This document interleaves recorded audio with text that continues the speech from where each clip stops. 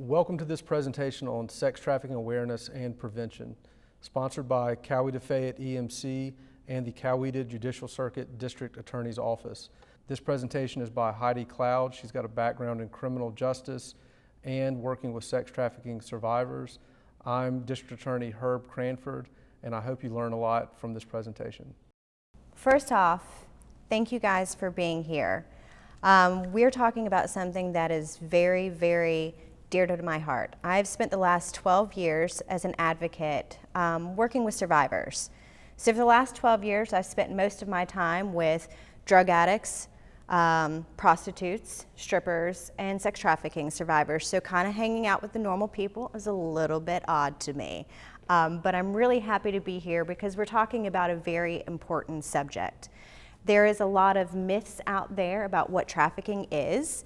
And I'm not to say that there's not a small percentage of what you've seen on the media or the big headlines or Taken or something like that, but that is not what's going on. And that is what I'm here to kind of discuss with you. So first thing that I want to do with you is I want to just kind of have like a summary, a definition summary. Commercial sexual exploitation of children. So an estimated 100,000 to 300,000 children are at risk of commercial sexual exploitation in the U.S. each year.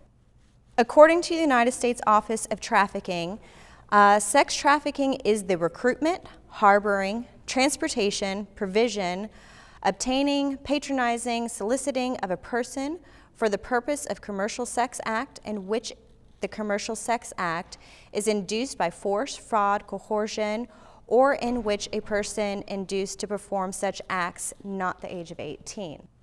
Social media awareness is important. What we are doing tonight, we should have done 5 years ago. The information, where we are, technology, social media, the access that traffickers have to your children, we should have on the front lines been getting this information out to the general public 5 years ago. So let's talk technology. The evolution of technology use in society for social use and in the school for learning is rapidly changing. COVID-19 has increased that use tenfold. In 2005, social networking sites had 2 billion users and was estimated to jump to 2.6 billion users in 2018. Fast forward to 2020 and we're already over at 3.6 billion people using social media. It's estimated by 2025 to be 4.41 billion, and you can see that that's exactly where we're tracking on social media. Technology is everywhere. It's intertwined in almost every part of our culture. It affects how we live, how we work, play, and most importantly, how we learn. Over 86% of parents say that the implementation of technology with instruction is important for their children's success. By middle school, almost every facet of learning and communication is done with technology. Teens undergo peer pressure not only on the device they own, but extreme pressure to keep up with socialization, posting, texting, and documenting every moment of everything they're doing. So we're adults and we cave to that pressure. Is there anybody in this room who has not caved to the pressure of like posting some ridiculous like food item or a coffee latte or selfie of yourself doing something fun on social media? So imagine how our kids feel. We're adults and we feel the pressure. We want the world to know what we're doing. So these kids feel that pressure even more so. So when they have these devices, they're not learning, they're socializing. The pressure of keeping up, how many followers do I have? Kids nowadays, they're looking to be famous. They keep it public, they keep it open, and they let everybody in their life. The peer pressures of that keeping up students receive becomes a genuine reason of why they focus more on socialization versus learning in school. So let's talk about the risks of technology. And these are everything that educators and researchers and stakeholders, we can all agree about these things in correlation to technology and adolescence. And even for adults at times, right? We have cyberbullying, which can lead to depression, it can lead to suicide, anxiety. sexual harassment, sexual solicitation, loneliness, sleep deprivation, identity theft, catfishing. Guess what traffickers are? They're giant freaking catfish. That is what they're doing. They are catfishing your children. According to the FBI, in Atlanta alone, an estimated 200 to 300 youth ages 12 to 14 are sold for commercial sex acts each month. Other organizations believe that approximately 400 youth a month and 100 adolescents are being sexually exploited every night. The data is way more extensive than these numbers here. There are so many cases that are not reported. You have different demographics in the foster care system, homeless situations, parents that just don't want to bring the attention. So these are just a very rough estimate, and we are talking 200 to 300, 400 a month in Atlanta. 100 juveniles sold nightly in Atlanta. Schools and educators and stakeholders are also becoming more dependent on the age of technology, and they integrate it in how they teach us, present information, and communicate with students. Minor sexual exploitation and minor sex trafficking are not a new risk to middle schoolers and high schoolers. However, the new risk for educators, stakeholders, and you as parents to understand is how technology is used to lure your children. An estimated 90% of sex trafficking victims have either met their traffickers online or some in person. Where they have been deceived through coercion, being given payments to control them, romance them in the belief that they are in a relationship, promise to be a model, an actress, a singer, and yes, a stripper too. During this grooming period, the trafficker gains the victim's trust and forms a bond with them. Victims are willing to leave with traffickers unaware of the trafficker's intents. Social media such as Twitter, Facebook, Instagram have been identified as frequent tools used by traffickers to recruit adolescents into sex trafficking trade. Social media and technology use of minors has metaphorically left your child's bedroom window open, your front door unlocked, and the key to their private diaries for all the traffickers to see. Traffickers now have easy access to prey on and groom minors through the use of social media. All youth are at risk. This is not just a risk for minorities, lower socioeconomic homes, runaways, foster cares, minors, homeless youth. Social media has no limits or biases of who could fall victim to traffickers with their unlimited access through social media.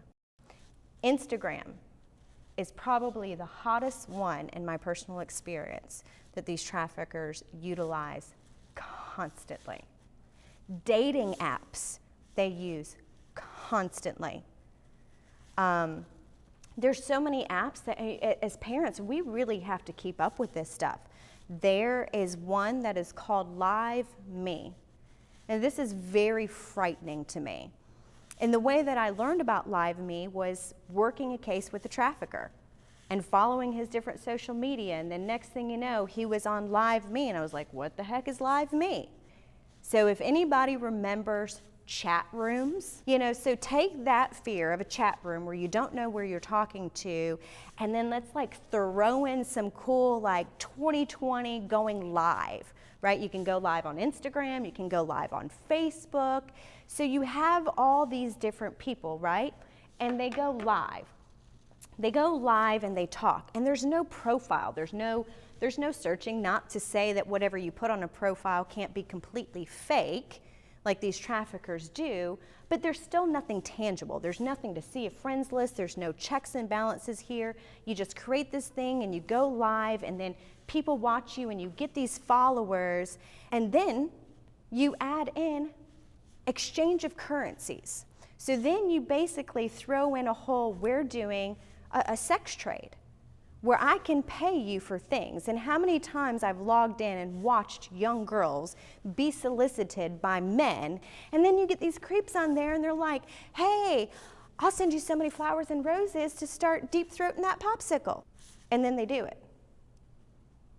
Or how many young kids are on there and they're talking, yeah, Hi, who's you? How is your name? Oh, yeah, no, mom and dad aren't home. Yeah, my name is Sally. I'm 7. No, this is my sister. She's right here. She's 8. Nobody's watching. I was mortified. We have now just paid away. We have this thing where we don't know who we're talking to, and they're jumping on our feed, and we're kids, and we're just sharing everything, and then they're paying them for sexual acts. Now, they can't take off their clothes or anything, but I've watched young teenage girls doing their homework, jumping up and down, bouncing, doing little shimmies and dances for them, and they're paying them money. Social networking sites presents a great risk of victimization, such as unwanted sexual harassment and solicitation. In a study of 1,588 middle school students ages 10 to 15, 15% reported unwanted sexual solicitation online. 32% had experienced online harassment. In one study, the results show that girls are more willing to accept strangers' friend requests than boys. About 17% of students have started using social media by the age of 9. This study also found that girls started using social media earlier than boys, and accepting the friend requests from strangers in social media can be a dangerous thing. Traffickers themselves have cited the use of social media websites to contact, groom, and connect with their victims, whereas online advertisements such as Craigslist, no longer Backpage, but you can look up Bedpage and every other page attached to it instead of Backpage nowadays, were used to then sell their victims. Reminder that minors as young as 9 are using social media. Teenagers are at risk for sex trafficking because of social media technology, and girls are at a higher risk than boys. In this digital age, everyone is online on social media, including pimps who are using these platforms as a tool to try to lure girls into trafficking. Pimps began their search by looking for children and teens who are posting about the problems they're having at home on social media. That's the first thing that they look for, because that means there's somebody vulnerable, that's somebody that they can invest this emotional love into. They can build their self-esteem up. They can make them feel good about themselves, so they're already victim number 1. The other thing that they really look for is the girl that is out there just being her best, right? Like, she's out there confident, maybe she's dressed a little bit more on the promiscuous side, she looks older for her age, she's out there putting herself in a sexual type of manner. That traffickers also look for that, because they also want to exploit that natural sexual curiosity in children. Traffickers recruit girls by initially fulfilling their wish for a boyfriend. The average pimp in Atlanta makes $30,000 a week, and that is selling roughly about 5 girls. It's pretty average. A trafficker can have anywhere from 1 to 5 girls is typical. Then you have the really, really big traffickers that have much more than that. But if we're talking average traffickers, that's what we're talking. Monitor your children's social media accounts. That means pick up your cell phone. It's not a violation of trust. There is no trust when it comes to your technology. Period. It's not like we're going and opening up their diary. If they want a diary, buy them one. Until then, your phone is mine. And you need to be clicking on things. I once clicked on a little toucan. It looked innocent to me. And I was like, oh, it's kind of like Fruit Loops guy, Toucan Santa. I clicked on it, and it was a whole secret little web. It is your responsibility to check your kid's phone, to know what they're in, to have their passwords. The next clip, before I get to it, you're going to hear a survivor story, very briefly of a summary of what lured her in. She was 17 when she left home. She came from a very good home, very financially well off, loved by her father. She left home at 17 with her parents' consent. Go chase your dreams. Go be the best you. You graduated early. You're smart. Sky's the limit. She comes to Atlanta. And then she met him. The way you looked at me, the way you grabbed my hand, the way you opened the door, just like a gentleman. All of the love letters, the cards, the flowers. Sounds like a boyfriend. But the opposite. Working up to very unfortunate and disgusting events over time, conditioning, manipulating, calling me your wife, your girlfriend, and saying I'm your whole world and that you never loved anyone before and that no one has ever loved you. Working me every day for me to come home and you make me a shower and massage me and massage my feet only to send me off the next day to work. A double, turn tricks, manipulating, forcing. I wanted to make you proud because you said that I made you proud. And said that if I worked hard enough, we wouldn't have to have anyone else come into the circle to make money. People don't understand the power of the mind and the power of the tongue. It's not textbook, but it's something that needs to be said. You think he's your boyfriend, but he's a fucking pimp instead. People think that you just get kidnapped off of the street corner, and yes, well, that's true and sad, but the real demon is Instagram. I can't say it enough how many times he manipulated me into thinking that it was love, when in fact it wasn't. It was the opposite. To wake up every day knowing you're being abused, know you're being used, but you still stay because he makes it up. He makes it up, and he makes it up every single time. You fight, you cry, and you break down, only for him to take all of your money. State lines after state lines, club after club, dancing after dancing. After selling me dreams, after selling me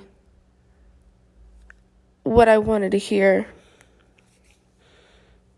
I woke up one day out of this slumber realizing that I was sleeping next to somebody who I had no idea of after 3 years.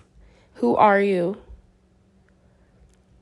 Come to find out he has all of these hoes, all of these girls that he's pimping out as well. But I was the wife. I was the bottom. I was wife. Things are much scarier in the dark than in the light. But everything comes to true. And I need you to listen so it won't happen to you.